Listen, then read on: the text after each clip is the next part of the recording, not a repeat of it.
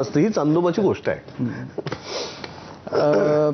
म्हणजे आता तुमच्यापैकी आता वैदेही, तू नाटक बघितलं होतंस का मूळ, म्हणजे जर कधी अलीकडं आलेलं वगैरे, आणि तुला जेव्हा आपल्याला मानापमान करायचं आहे असं, तर तेव्हा पहिले थॉट्स, पहिले विचार तुझ्या मनामध्ये काय होते? मी संगीत मानापमान विषयी ऐकलं होतं. मी संगीत नाटकं काही पाहिलेली होती अर्थातच, परंतु संगीत मानापमान पाहिलेलं नव्हतं रंगमंचावर.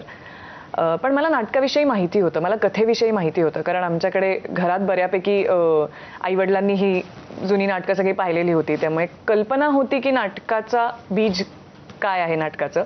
आणि जेव्हा हे माझ्या वाट्याला आलं तेव्हा मला साधारण ऐकून माहिती होतं की भामिनीची व्यक्तिरेखा कशी आहे.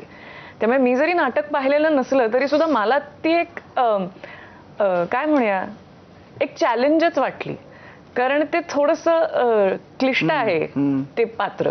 खूप शेड्स आहेत त्याला, खूप काही घडतं.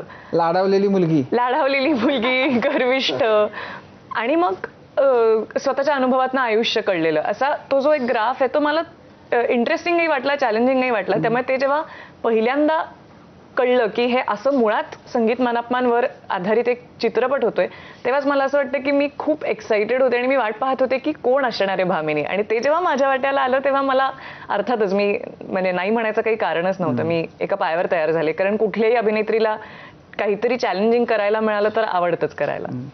पण यातली जी गाणी आहेत त्यांचा मोह म्हणजे सगळ्या भल्या भल्या गायकांनाही पडलेला आहे. म्हणजे आशाबाईंनी ते, म्हणजे मराठीतले म्हणजे सगळ्यांनीच त्या गाण्यांना काय म्हणू, आणखीन त्यातली गोडी वाढवलेली आहे. असं कोणतं गाणं